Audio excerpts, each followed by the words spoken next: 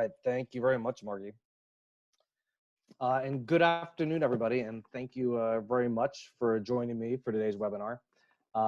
As Margie mentioned, my name is Matt Barra, and I'm a solution engineer that works out of the DC regional office. And today, we're going to be walking through an introduction to the ArcGIS Arcade scripting language. As mentioned before, with me today are also Calvin and Patrick, and along with Margie, they will be monitoring the chat. So as I'm going along through the presentation, feel free to ask any questions you want through the questions and answer section. So with that, let's begin by taking a look at the topics we're going to be covering this afternoon. We're going to start off with a quick overview to explain exactly what Arcade is, and just as importantly, what it's not. Then we're going to move on to discussing global variables and functions, and I'll explain how those are used throughout the language. Next, we're going to touch on some language syntax. And if you have any experience with maybe another scripting language or programming language, you're going to find a lot of similarities with what you can do with Arcade, especially if you're used to using JavaScript. Then after that, we're going to go actually into an exercise. And if you attended the JavaScript webinar last week, it's going to work in kind of the same sort of way where we use kind of an online code playground in order to run through various exercises. After that, I want to dig a bit further into the geometry functions. And this is really important because it's what actually provides a spatial aspect to the language. And you're going to see that what comes along with that is also some unique challenges that I want to make sure that you fully understand. And then finally, we're going to talk about how you can use Arcade across the entire Esri platform. And then after that, we'll finish up by identifying some online resources, and then I'll take another set of questions again, kind of at the end. So to begin, you might be asking yourself, with all the existing developer tools, SDKs, APIs, and languages that Esri already supports, how does Arcade sort of fit into the whole solution? For starters, Arcade is extremely unique because it was entirely designed by Esri from the ground up, basically with the idea that it would be something that could be used across the entire platform. So it's also highly extensible. So as users and customers identify new needs or capabilities that should be included, our developers can quickly take that, evaluate it, design it, and release new functions. Although Python and JavaScript were both considered before deciding to develop a scripting language from scratch, neither was capable of meeting sort of the four main requirements that we needed to happen out of this new language. So first of those four requirements, the language had to be portable, and it has to work across the entire platform. So if a GIS analyst writes a script to kind of customize their map in ArcGIS Pro, it needs to be able to be shared. That snippet needs to be able to be shared directly with the JavaScript developer when he implements it within his code. And then it has to also be able to return the exact same results. Second, it had to be secure. So Arcade doesn't have any security vulnerabilities. It can't be used to run malicious scripts. While it can manipulate the way that information is displayed within an application, it doesn't actually edit or change any of the underlying data. Third, it had to be lightweight. As we go through some examples a little later today, you'll notice that most of the scripts that we're looking at and that we're writing are less than 5 lines code. So it allows you to do a lot with only a little bit of actual scripting. Fourth, and most importantly, it had to focus on geospatial content. When we take a look at the individual functions a little later today, one of the things you're going to notice is there's way more geometry functions than any other type. That means you can actually do some pretty cool and pretty robust spatial analysis with only writing a few lines of code. So now that we've talked about what Arcade is, I want to be very clear on exactly what it's not as well. It is not a full programming language. So you can't use Arcade to create a standalone application or to run geoprocessing services or develop a custom GUI. In a nutshell, what it basically does is it allows you to manipulate the way that your information is displayed only within your current application. So the closest thing I can compare it to are maybe like spreadsheet functions. In fact, when we're going through, you'll actually notice that some of the Arcade functions have the exact same name and variables as Excel or other spreadsheet functions do. And you'll especially notice that if you look at things like the text and math functions. So next I want to show you a few examples of the kind of stuff that you can do with Arcade. For most GIS analysts, there's going to be really 3 main use cases that they use Arcade for. First, it's going to be to create innovative pop-ups. With Arcade, you now have the ability to analyze and interact with the attribute data in kind of some new ways. You can run calculations or combine information from multiple fields. And what I think is even more exciting is you can also interact with data from other layers as well. So you can easily kind of design a pop-up for a polygon layer that includes a count of the points from another layer that then intersect with each feature. You can then even take it even further, and maybe display some statistics based on that information as well. And you'll actually see an example of this when we run through the exercise. Second, next main case is to create complex labels. So like we saw with the pop-ups, you run calculations and combine data from multiple attributes. You can also easily add line breaks or change the display based on various conditions. So if you've seen any of the examples that we've got online of using a dictionary renderer for symbolizing and labeling military symbology or restaurant information, those are actually done in part by using Arcade. The third main case for Arcade is custom rendering and symbology. One of the cool things with the rendering is that you can actually use multiple Arcade expressions on the same data set. So you can set the color based on one expression and the opacity based on another. So the map on this slide actually sets the color of a polygon based on whether the majority of voters voted either Republican or Democrat. But if you take a look at the map, you can actually see that the code, there was actually another set of code that was used to make the display happen. And that is the opacity. So what this map actually used was an Arcade expression to set the opacity of the polygon. It did that by kind of analyzing some of the attributes inside of the fields on how many people voted which way, and then they could actually tell how strongly a particular party won. They use that to set whether if it's very solid if a party won by a lot, or it's kind of lighter if they've only won by a little bit. So you can do all that with Arcade. So before we actually start looking at some scripts, there are really two concepts that I want to make sure everyone understands. Those are going to be the concepts of global variables and functions. Together, these two things pretty much make up the entire building blocks of every Arcade script. So first, let's look at the global variables.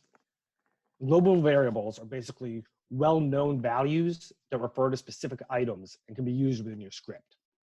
So when you refer to one of these variables, the script knows what it is and then also how to interact with it. So in Arcade, there are currently 6 global variables. They all start with a $sign.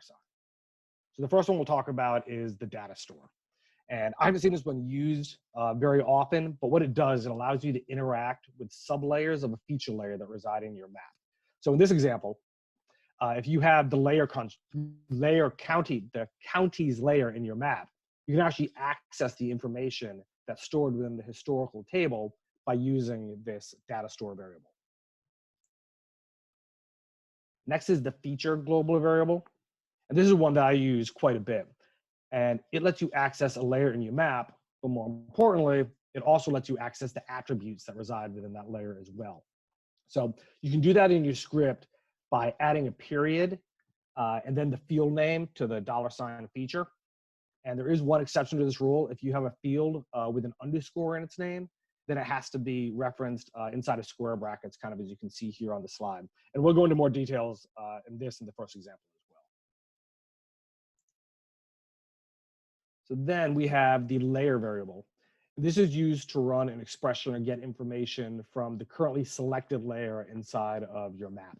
So if you right-click on a layer in ArcGIS Pro and select Configure Popups, you can then use Arcade to refer to your layer within your script by using that $sign layer variable. But if you want to pull information from another layer and use that inside of your pop-up, then you have to use the map variable. The map global variable lets you access any of the other layers that reside within your map. So this and the feature global variables are really the two variables that I end up tending to use most of the time for most of my scripts. Next, we have the value variable. This allows you to write a numeric expression that has a string alias that you can then use inside of your script. And finally, we have the view scale variable. This one's especially useful for rendering complex data sets. So it lets you evaluate different expressions or run different calculations based on the zoom level of your map. So the example kind of shown here, the map you're seeing in the bottom right, the symbols depicting hurricane categories don't actually show up until you zoom into a certain scale. And then if you zoom out, all those symbols just turn back into dots. So if you've ever used the display filters inside of ArcGIS Pro, it actually works in sort of a very similar way. So now that we've identified the global variables, next thing we need to discuss are functions. And functions are basically the tools or processes that you can use to evaluate expressions. So if you have experience using spreadsheet functions, you probably already recognize most of the text and mathematical functions.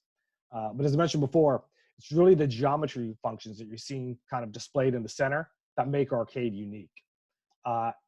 Basically, all these functions can be kind of broken down into 7 different categories. And the first one is going to be the data functions. And probably the most commonly misunderstood, but one of the most important functions to kind of make sure that you understand is the feature set function. So a feature set is basically a collection of features that is often created as the output of another function, but it's not actually drawn on the map. So because remember, one of the things to remember is that Arcade does not actually create data. So for example, if I run a buffer as a geometry function, it's going to output a feature. But that feature doesn't get displayed. Instead, it's actually held in memory and can be used to run additional calculations on features that do reside inside of my map. So I might then calculate which features from an existing point layer intersect with my in-memory buffer. And if it sounds a little confusing, don't worry. We're actually going to show in the very first demo, I'll show this exact same example, and it should make a little bit more sense.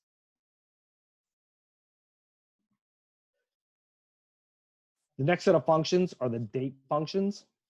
And as you can probably guess, these are used when you work with temporal data sets. I think the coolest part of these are the ability to access the now and the today functions. And with those, you can actually create expressions that will dynamically update as time passes. So if you want to identify all the data that has a timestamp that it occurred in the last 24 hours, you can write that expression once and then continuously use it every day. And it's going to automatically update your expression each time that you use it.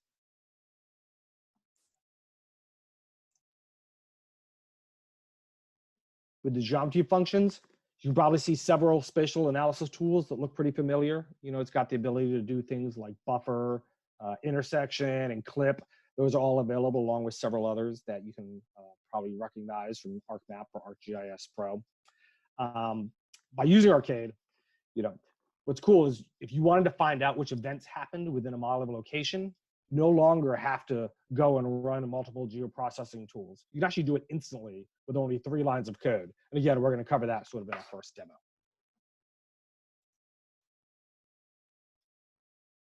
Although there are only 6 logical functions, they're basically what makes Arcade so powerful. Being able to conduct the if-then statements allows your script to kind of make decisions and change its behavior based on events and things that happen. So if you're familiar with any programming language, the logic and syntax of these functions should probably appear pretty familiar to you. For spreadsheet users, pretty much all of these text functions should also look pretty familiar to you. I think all of them, except for maybe the URL encode, are used inside of Excel. Just like the text functions, these should also look pretty familiar to Excel users. They're also all available inside of traditional spreadsheet functions as well.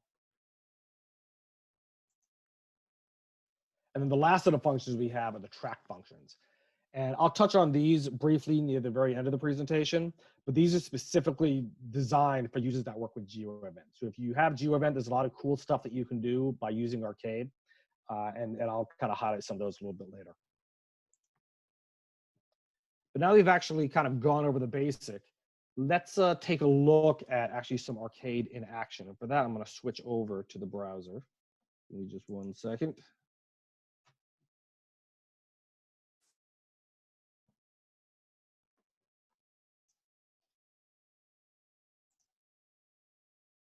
Okay. So Before we actually take a look at the little code, I do want to show you where you can go to get a little bit more help if you're wanting to kind of get more in depth with the Arcade language. And you can do that from the ArcGIS for Developers homepage. And that's easy to find. It's just developers.arcgis.com. From there, if you click on documentation, you'll see that ArcGIS Arcade is one of our platform technologies. And if you click on that, it'll take you actually to this page. From here, there's a whole bunch of different things you can do. It'll actually walk you through a guide where you can kind of get started or work through some simple labs. There's a playground area. There's different videos that you can connect to here as well. But one of the most useful parts is this function reference. This is where you can actually go in and sort of learn about each one of these functions and exactly what they do. So if you're interested in learning how to calculate something from today's date, you can come in, you can click on today, and it'll fill you in kind of exactly how it works, what it returns, and how you can use it inside of your script. So this is a great resource and definitely worth checking out. Again, it's developers.arcgis.com, and then you can either get to it from the top of the screen by clicking on documentation and then ArcGIS Arcade, or you can just put \arcade to get to it as well. So for the first example, I want to show you sort of a basic web map that I have set up here. And this is just a map that resides inside of ArcGIS Online. And I've loaded 2 data sets into it. One is current construction projects that are going on inside of New York City. And the other one is just a point showing kind of where the Empire State Building is. And you'll actually see why we're going to be using that a little bit later. But using this, I can easily go in and set arcade expressions in order to make my data display in sort of a unique way. If I click on one of these points, you're going to see that we've got a whole bunch of different fields inside of here. We've got project ID and division. We've got a date field in here where we can see what the planned completion date is for our project. We can come down, we can see the dollar amount of our project, things like that. I can use these and make calculations based on this information in order to make my data display in a different way. To do that, what I'm going to do is actually come over here and click on the Change Style button. And that takes me kind of to this pane. And if I click Choose an Attribute to Show, you're going to notice at the very bottom of my dropdown, I have this new expression that I can pick. So if I pick New Expression, it's going to open up my Arcade pane. And this is where I can come in and actually write Arcade. So what it's going to do is show you kind of a few things in here. We've got a couple different options. This, of course, is where we're actually going to write our script. But over here, it's going to give you some different options of different ways that you can sort of work with your data. First, we'll notice under the globals, we actually have the ability to connect to each one of those fields that we have coming out of our feature. Next, under functions, you'll see this is where we actually come in. We can search for different functions. So if we know we want to actually use that today function, we can come in and type in today. It'll pop up. And if I click on it, it'll automatically load it inside my expression. But if I click on this info button, it'll give you more information about what exactly that function is and how it works. The last tab we have up here are constants. And these are things inside of Arcade that will that you can actually just use inside of your script that it already knows. So if you need to use something to calculate pi, you don't have to go typing out everything that is pi. It already knows what pi is. And again, it does the same sort of things. If you need a new line because you're creating a label, you want to have new lines for different ones of your fields, because we can come in and you can actually add that as well. So in the simplest way, if I wanted to create an expression that showed what type of projects I have going on at a certain time, I can easily do that by coming down here.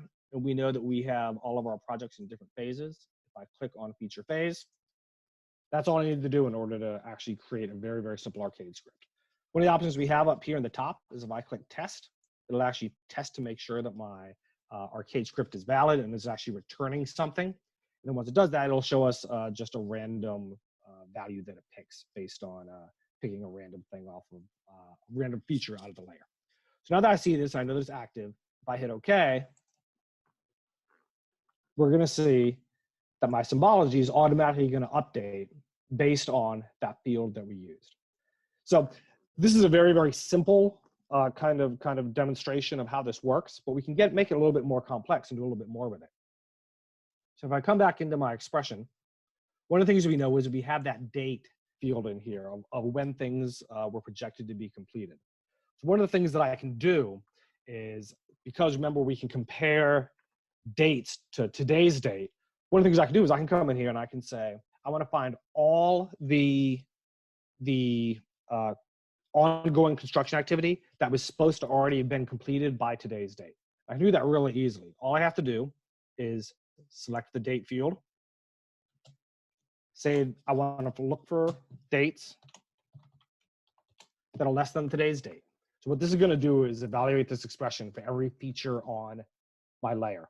And if it returns true and this attribute is less than today's date, it's going to give me a true, it's going to return the string true.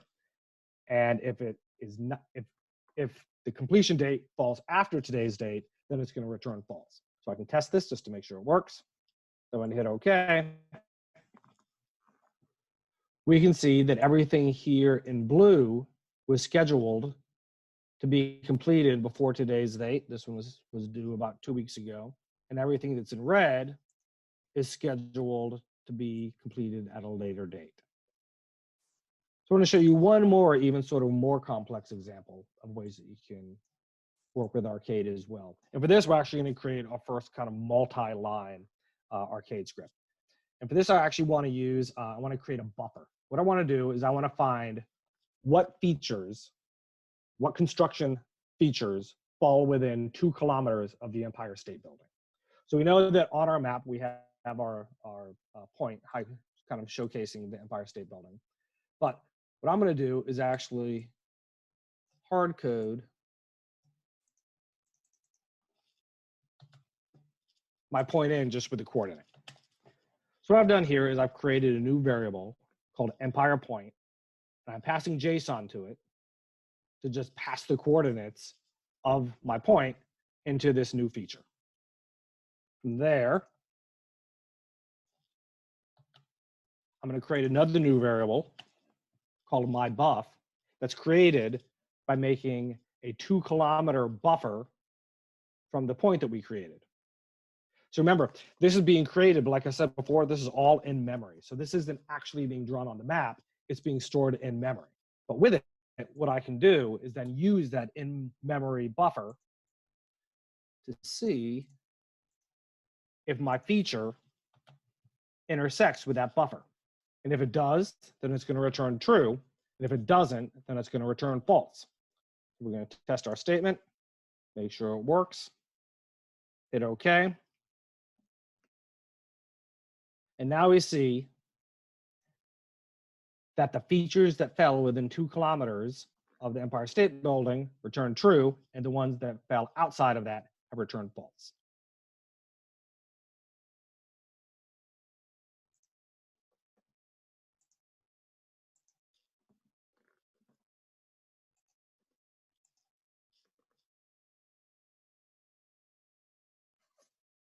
So, as I mentioned before, Arcade was developed in-house, but a lot of the syntax that it uses has the look and feel of other languages, most specifically JavaScript. And this slide sort of depicts some of those highlights of the language. But I think the most important thing is actually that bullet that you're seeing at the very bottom of the slide. In a nutshell, all Arcade does is return a value. So if I'm using an if-then statement to symbolize my data, each feature is going to return a single value. If it's true, I want to render my feature one way. If it's false, I want to render it another way. The other important part of that bullet too is that Arcade scripts cannot alter their environment. So you don't ever have to worry that someone is going to accidentally edit your master data set with Arcade. It only changes its self-contained map or application. So let's look at some of the other features that actually reside inside the language syntax as well. First, it's case insensitive. So for any developers out there that have used, another programming language, I'm sure you've probably run into this. When you declare a variable, you made it all lowercase, but then when you actually tried to use it inside your code, you accidentally capitalized the first letter or something like that. Then when you're running a script, it doesn't work and you get a big error. That's not a problem with Arcade. Arcade doesn't matter. You can type it uppercase, lowercase, however you want. Taking a look at the example on the side, you can see, you can probably guess what upper does. What it's going to do is actually going to take that string, hello world, and it's going to convert it to another string that's all uppercase letters. Like most programming languages, it contains a type system. And some of these probably look familiar. Pretty much all programming languages support things like numbers and booleans and dates and strings. But what makes Arcade unique are kind of those 4 object types that you see at the very bottom. So when you create a variable, you can actually declare it as a point, a line, a polygon, or a multi-point. And that's kind of that spatial aspect is kind of that important part that makes Arcade so unique.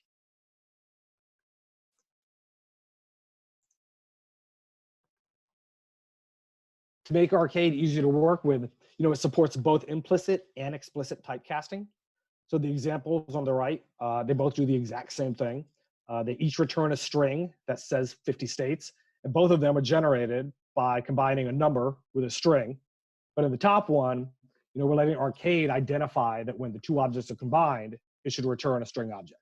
The bottom one, we're specifically telling Arcade that it should view that number as a string. So it's not actually combining a number and a string, it's combining 2 strings.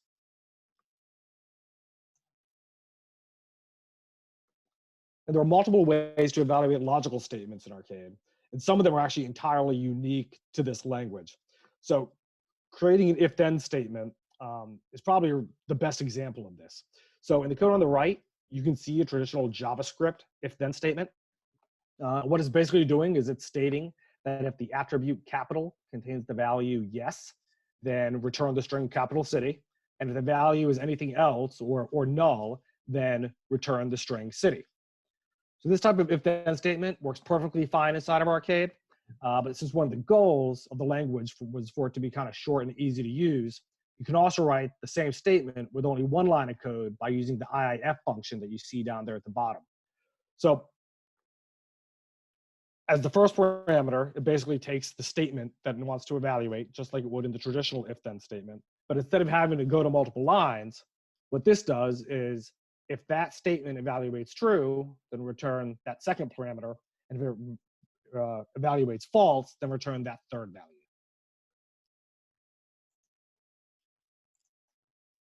For statements work exactly like they do in JavaScript. The syntax is the exact same.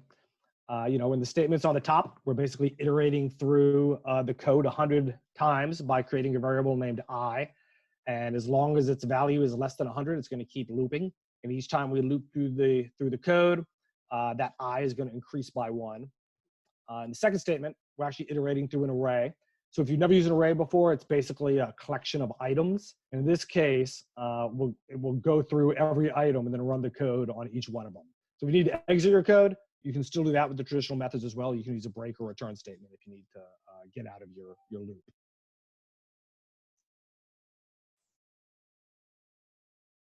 You can also create and use functions within Arcade. And this is useful if you want to reuse part of your code multiple times throughout your script. So in this example, we're starting off with a number variable called myValue, and it has a value of 0. Then we create a function that adds a number to myValue based on whatever variable actually gets passed to that function. And then after that, we run that multiply number function 3 separate times, passing it 3 separate variables, 1 of 10, 1 of 20, and 1 of 30. And then in the end, what this returns is the value of 60 because it's those 3 numbers being added together to that original 0 from myValue. So works the exact same way as it would in JavaScript. So like all programming languages, Arcade works with a variety of both mutable and immutable objects. For the most part, excluding a few constants, any variable names that you create are going to be immutable, meaning you can actually change their value later in the code. So the examples on the right, you can see we have a number, we have an array element, we have a string, and we're going to change the original value of each one of those. Right here, we can do that inside of Arcade very, very easily. One thing to note, though, is that geometry types cannot be changed with Arcade. So you can't use Arcade to move the position of a point or change the coordinates inside of your script. So now that we've talked about global variables, functions, and some little language syntax, let's get hands-on with some of the code through an exercise. But before we do that, I do want to take some questions. So you can feel free now to kind of type them into the Q&A on chat. Or Calvin, Patrick, and Marty, do you guys have any questions for me that anybody's asked already? Yeah, we have some questions queued up for you. The first one, is it possible to visualize or label related table data with Arcade, such as summing up values from tables for related features? Yes, you absolutely can. That is totally doable. And there are actually some really good examples of that on that Arcade page. So if you actually go to the developer page and you go to Arcade, one of those examples is pulling up those related table data. It's very easy to do. Great, we have another one. Can expressions be tested against specific features? I've frequently had complex expressions work okay for a single selected test record, but fail for others. Unfortunately not, because what it's doing is actually gonna be running through every single one of those features. But what you can do is you can actually put some error handling inside of your expressions. So if you maybe are running an expression and you know that it requires a number out of a certain field, but that field may have some text in it as well as some numbers, or maybe the text and some dates inside of it, you can actually write some error handling where it'll actually go in, and if it finds a number, it'll run one expression, and if it finds the text in there, then it'll do something completely different. So there's ways to kind of get around it, but you can't test it necessarily against just one feature. Okay, and one more. This one is, can you make external calls to web services that aren't Esri? Uh, no, not directly inside of Arcade, but you need to remember that Arcade is working with those features that live inside your map. So, you're not going to be using Arcade outside of Pro or Portal or Enterprise or the SDKs or Runtime or anything like that. So, if you bring something in and it's feeding a feature service that's inside that map, then you can actually, yes, you can use Arcade in order to change the symbology and change the way that it's displayed, but you can't do it directly on an external API call. All right, we had one more pop in that was similar to the question on labeling related features. And it's more of a statement, but presumably this means it's also possible to display, symbolize a feature based on features in a related table. Yes. Yep. Great. Yeah, and that's where you want to use those global variables in order to access that stuff. All right, that's it for the questions. And just to let everyone on the call know, we did put in the link in the chat as well as on the screen. Great. So what we'll do next, I'll give kind of everybody sort of a quick overview of how this little exercise is going to work. If you click on that link, you should see a page that looks very similar to this. And inside this, you'll actually see a couple different exercises. You can see we've got exercise 1 on symbology right here. If you click on this button at the top of the screen, you can get on to the second exercise, which is about pop-ups. And then there's a third exercise that focuses specifically on labels. When you have, as you kind of run through it, up here on the top, this is where you can actually write your code. So what you would want to do is you'd want to delete this up top here and actually start typing your other code in here as well. One thing I do want to note is that if you run especially for exercises 2 and 3, if you run a partially finished script up here, it's not going to work for you. So you have to actually follow all the steps that are listed on the exercise before you hit the run script button. So let's take maybe the next 10 minutes or so and actually play around with a little bit of it. If you don't get the chance to finish that because it might take a little longer than 10 minutes, that's okay. This website will be up, so you can go in and play with this really at any time. But I just want to get you some hands-on with Arcade before we kind of go into the next section. So let's do this for the next 10 minutes, which means we'll come back at about 1:45. If while you're going through you have questions, feel free to ask them inside of the question and answer chat, and me and Calvin and Margie and Patrick will all be happy to answer them for you. Okay, so hopefully everybody's had a chance to actually play around with the Arcade playground a little bit and actually get their hands dirty with a little bit of how to write the code. And remember, this is going to be up for longer. So if you weren't able to continue and complete all the exercises, but you want to do more afterwards, you can feel free to do so. One of the things I do want to tell you guys is there were some really good questions that were asked while this exercise was going on. And there's a couple of those I just want to touch on really quickly because I think they're important for everybody. You know, one of the questions was, are you able to use Arcade to populate fields in a different layer?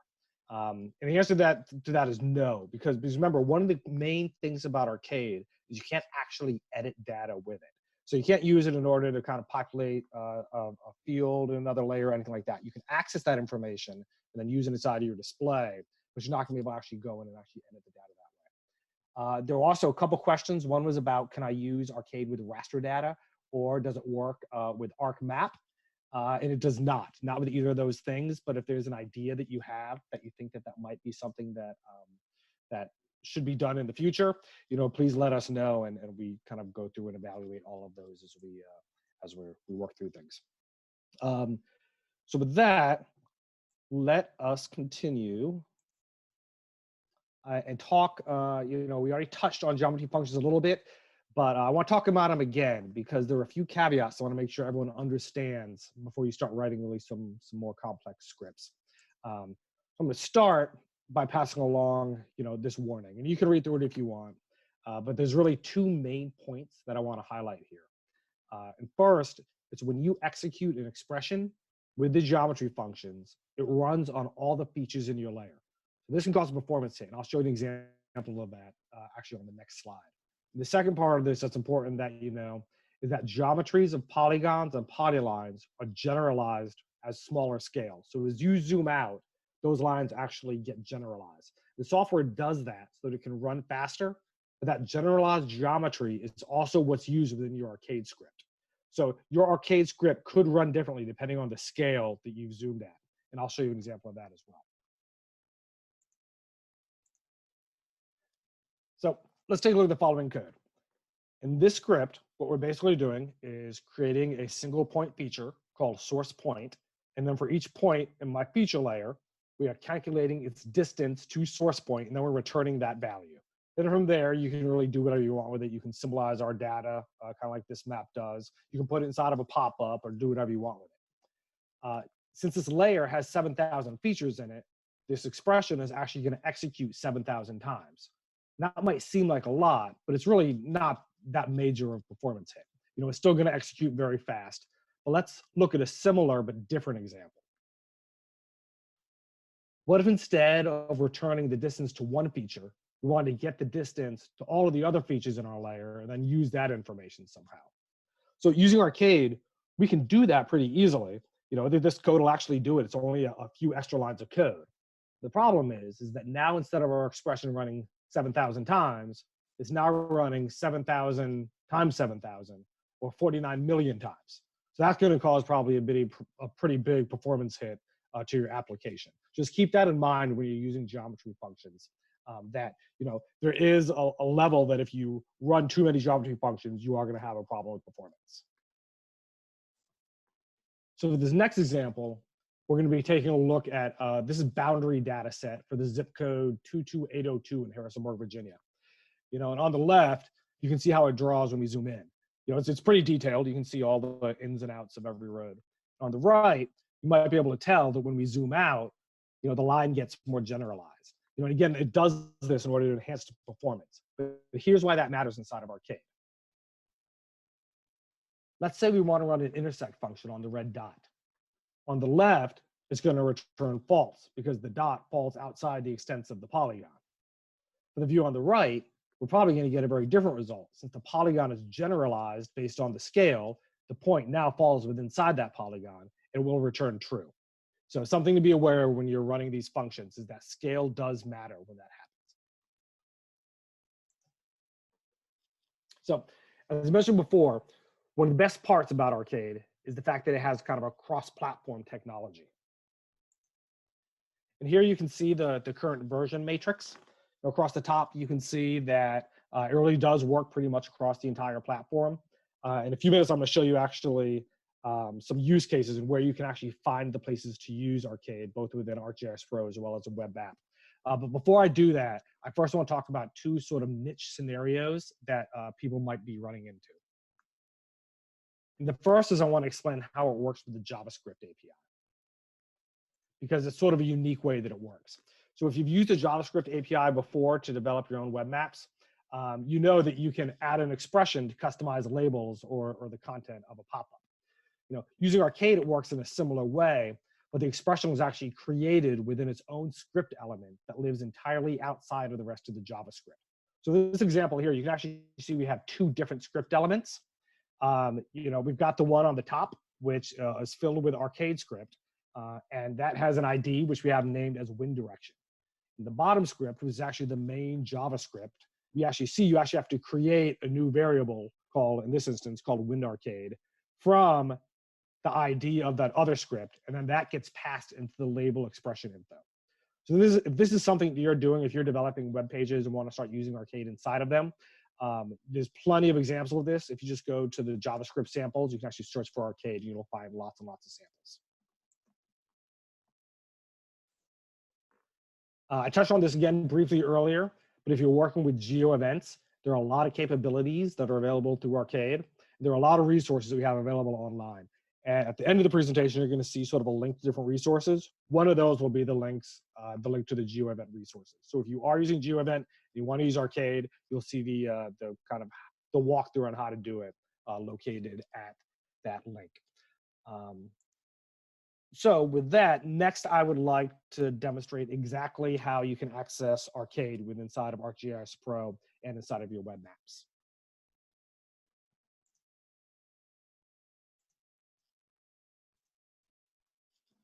So as you can see here, I've got a data set called weather stations that has been added into ArcGIS Pro. And whether you're doing labels or whether you're doing symbology or whether you're doing pop-ups, you actually access them all sort of in different locations. I'll show you exactly how you can get to all that stuff. So for this case, we've got weather stations. And you can see right now that I'm actually using an Arcade script to symbolize them. So we've got points that are above freezing and points that are below freezing, and that's being determined and being pulled out of a value using Arcade. So in order to do this, what I would do is I would select my feature layer, and then I would select appearance and go into the symbology pane. From there, you're going to notice that you've got this little kind of X expression thing that looks sort of like the Excel button. If I click on that, this is where I can actually go in and build my Arcade expression using the different fields and the different functions. So once I do that, just by pressing go, this is going to automatically come down here and create my classes for me, which I can then go in and symbolize in a way that I want. Next thing we want to take a look at is actually labels. And that you'll come up here if you come to labeling. Right over here where we normally hit the button to create our labels. You'll notice that we've got this down here that says expression. You can create that expression and create your Arcade expression by clicking this button right here. From here, that's going to open up this pane where I can actually come in and I can type in my expression. Again, I can use my functions and I can access my fields from here. Once I hit apply, that's going to automatically put in the word expression up here in the field, and it's going to change my labels in order to match the expression that I put in there. The last thing that we want to look at is how we can actually customize pop-ups. To do that, you're going to right-click on your feature and come down to configure pop-ups. From here, there's two parts to it. There's the title that we have at the top, and then there's actually the body of the pop-up that we have down here in the bottom. If you want to use Arcade inside of here, what you would do is come down here to expressions. This is going to pop open this area where I can add a new expression, or in this case, we're going to edit an existing one that I already created. And this is, again, going to pop up that expression builder that'll give you access to your fields and your functions.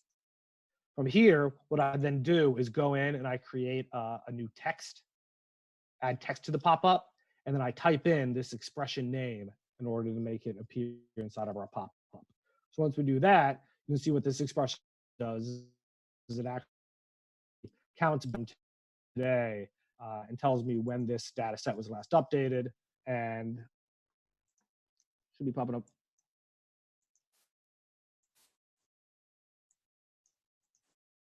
Try it one more time. Didn't pop up. But if it would pop up, it would actually give me that date in there as well. So that's how we do this inside of ArcGIS Pro.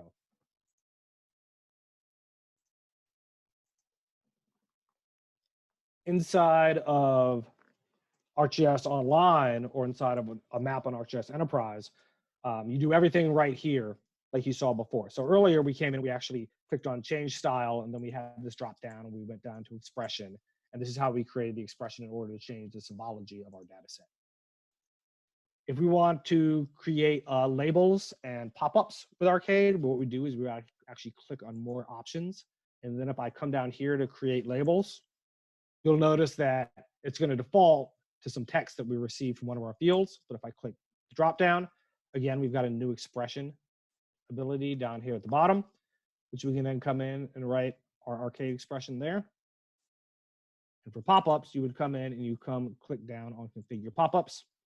And again, if you come here and you click down to custom attribute display, you can then come down here, and this is where you can actually go in and add the expressions that you use inside your pop-up.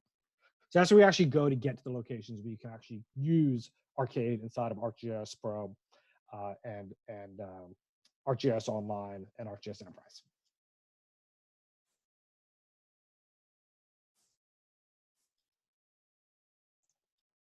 So with that, these are some of the resources that you can use in order to help you if you wanted to get a little bit more hands-on with Arcade.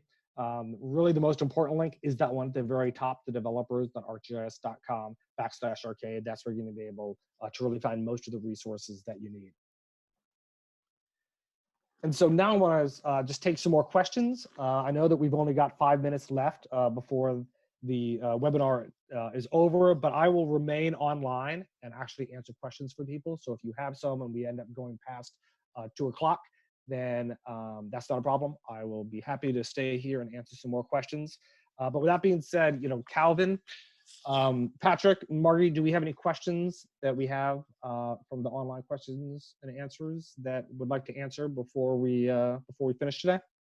Yeah, sure do. One of the questions is, how long will the playground be available? The playground will be available for now until the recent future. So feel free, if you can't get to it this week and it's going to be next week, don't worry, it'll still be up. Great. Next, is there a recommended way to debug Arcade scripts? That is a great question. Because it's not a traditional programming language, it doesn't have the same debugging capabilities that you're used to if you're using sort of a higher level programming language.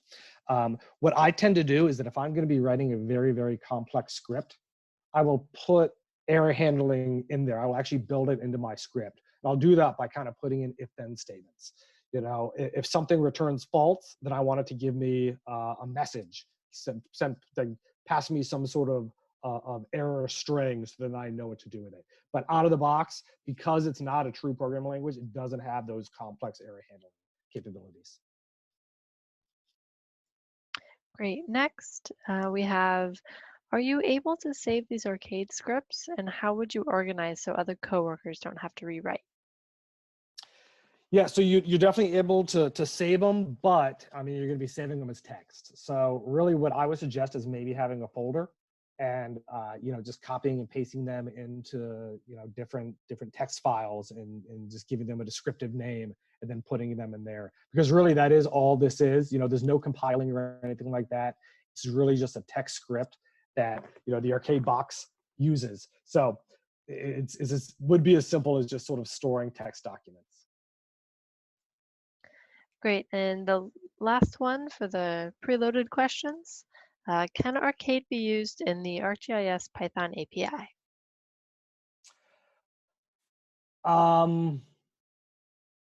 I can't think of a use where you would really use it inside the Python API. I'm assuming that you probably can, especially if you're creating some sort of map. But I got to be honest, I do not know off the top of my head, but it's definitely something I can find out and shoot an email. Great. And I think with that, we'll wrap up kind of the structured portion of this. We will be sending out a link to the video, and we'll be sending out the slides and some of the good resources that Matt highlighted during the talk.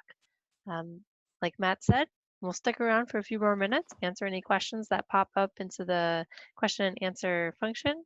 And thanks everyone for your time.